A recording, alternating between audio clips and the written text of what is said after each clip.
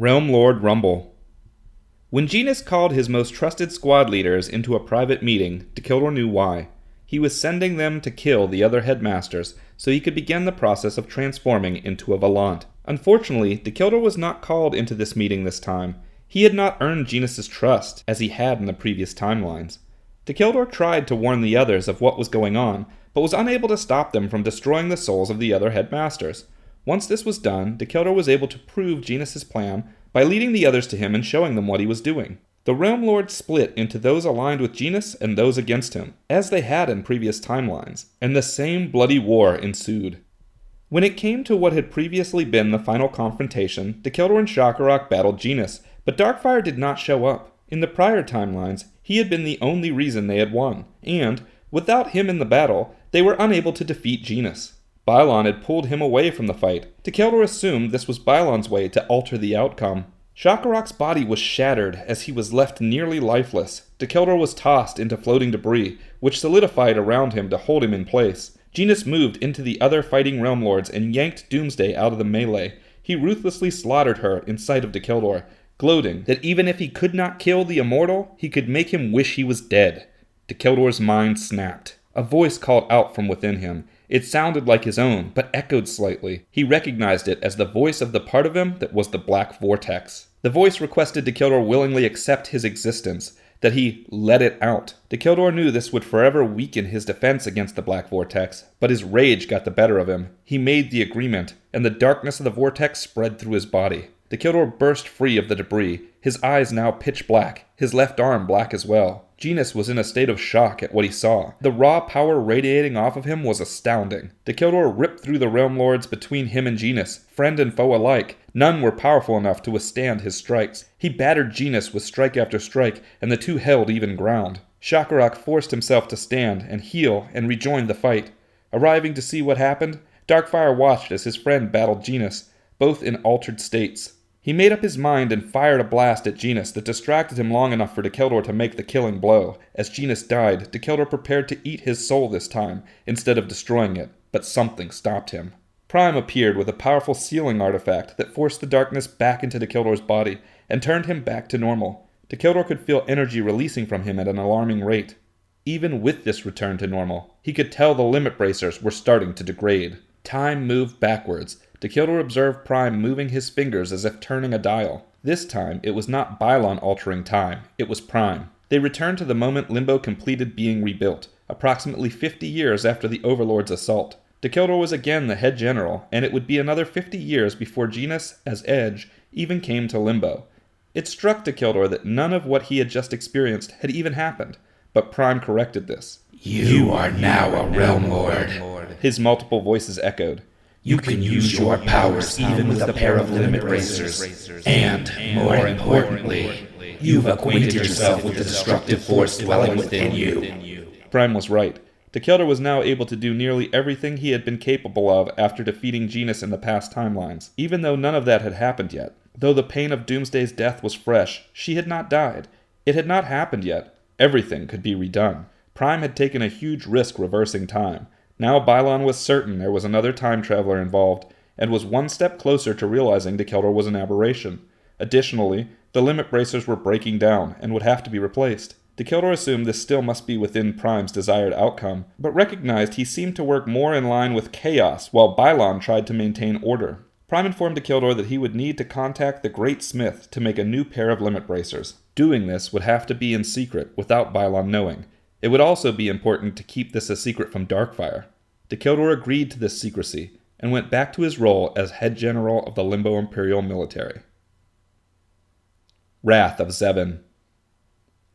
Dacheldor's new limit bracers would have to be constructed by the same person who created the originals, the Great Smith. He was a Realm Lord, heralded as one of the greatest smiths, who worked from a forge inside a dying star. Prime reached out to him, and worked with him to recall the design of the original bracers, since they were from another timeline. But it was quickly determined he would need Dacheldor present if he was going to design a more stable pair. Dacheldor could only meet with the Great Smith when he was able to get away from his duties with the Empire, and from the watchful eye of Bylon. These visits were sparse, but helped the Great Smith work out a new design that he stored in a book alongside some of his greatest designs. Still, he needed more time with Dacheldor to verify his implementation.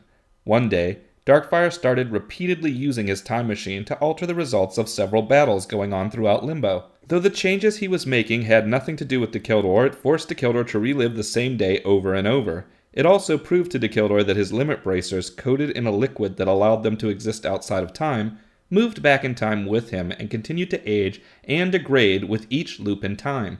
If Darkfire replayed one day 30 times, the bracers aged 30 days. Though Darkfire had done this same thing in previous timelines, this time it bothered Dacheldor. The threat of his limit bracers degrading and his inability to find time to see the Great Smith, combined with his genuine dislike of people altering the timeline to affect the futures of others. He saw this alteration of time as a form of slavery, forcing a person's decision to follow a specific path. After several iterations of this, Dacheldor got fed up. He stormed into Castle Darkfire and barged in on Darkfire as he was getting ready to use the time machine again. He exclaimed that time travel was an unjust form of slavery and demanded Darkfire stop. When Darkfire refused, Dacheldor blasted the system with electricity and started tearing it apart. Darkfire's guards and Bylon pulled him off of the machine and forced him out of the chamber. Darkfire and Dacheldor had an argument that ended in Dacheldor's expulsion from the Empire. Bylon was shocked by the goings-on, questioning Dacheldor as to who he was working with. Dacheldor refused to answer. Bylon was certain he was working directly with the other time traveler. Darkfire contemplated reversing time to change Dacheldor's mind, but Bylon informed him that would not matter. Dacheldor was in league with a rogue time traveler, and their best bet of finding out who the time traveler was would be to let Dacheldor go off on his own. Darkfire did not reverse time again that day. Dacheldor was drummed out of the Empire. Darkfire banished him, saying if he was seen in Limbo at all, he would be jailed. Dacheldor's rights as head general were stripped and given to another. Dacheldor traveled a distance, but did not leave Limbo immediately. He instead met up with the Elder Seven and informed them of his entire situation. He explained that he needed them to make a distraction in Limbo that would draw the attention of Bylon so he could go to the Great Smith without him being aware. They agreed. Lord Zevin, the ancient known as Wrath, was specifically interested in Dacheldor's supposed destiny to destroy the cosmos. He honed in on the fact that a pair of bracers was the only thing keeping the cosmos from total annihilation. He asked specific questions about the Great Smith, which Dacheldor answered without concern. He also asked about the time traveler Dacheldor was working with, but Dacheldor shared little about Prime, not even providing his name. The six ancients performed an assault on the Empire's starship construction factories, using temporal technology Dacheldor had stolen from the Empire to age the metals of the facility. This technology forced Bylon to join Darkfire in the investigation of the facility, giving Dacheldor the means to slip out of Bylon's sight. It also put the Elder Seven on the Empire's radar. Working with the Great Smith, Dacheldor's soul was thoroughly examined and the designs of the bracers was improved. When the Great Smith finished the designs, he informed Dacheldor of a complication to their construction. Not only would they take a great deal of time to construct and require a temporal liquid provided by Prime to allow them to travel with Dacheldor through time, they would also require the smith who constructed them to give his own life force in the process of their completion, ultimately causing him to die. Luckily for Dacheldor, the Great Smith saw the protection of the cosmos as more important than his own life. He put his final affairs in order and prepared to make the ultimate sacrifice. The construction would take him several months, and Dacheldor spent most of that time learning from Prime how to avoid the detection of temporal entities like Bylon. The limit bracers were completed almost to the exact design specifications in the Great Smith's book, but before the last hammer strike, Lord Zevin and his undead forces attacked the forge. The Great Smith rushed the final stages, leaving some weaknesses in the design. These bracers, like the originals, would degrade over time. They would give Dacheldor more time than he had with the old ones, but still ultimately would need to be replaced. They also would be visible to everyone, and capable of removal with the flick of a switch on each. The Great Smith pushed his life force into the bracers as Zevin towered over him. Zevin chopped his head off, ending the empowering of the bracers, then attempted to destroy them. As he hammered at them, Dacheldor arrived and engaged Zevin in battle. The two fought with everything they had, Dacheldor doing everything he could to replace his old bracers with the new ones, before the black vortex within him could claim him again. Zevin doing everything he could to try to destroy them.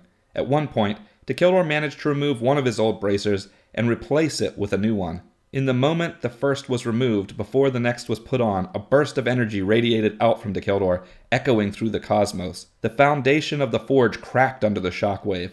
When Dacheldor removed and replaced the second bracer, another shockwave completely broke the foundation. As the forge fell around them, Dacheldor and Prime retreated with Zevin pursuing them. Bylon appeared inside the forge, attracted by the shockwaves, and saw the devastation, but no sign of Dacheldor or the others. Valuing the works of the great smith, he collected and saved the great smith's books, not knowing what he had. As the forge fell completely, Bylon returned to Limbo, where he stored the books in Darkfire's grand library. Dacheldor spent the next few years perfecting his ability to avoid detection from Bylon, and working to stay out of Zevon's sight. Now, a mad ancient who wanted to use him to destroy the cosmos pursued him.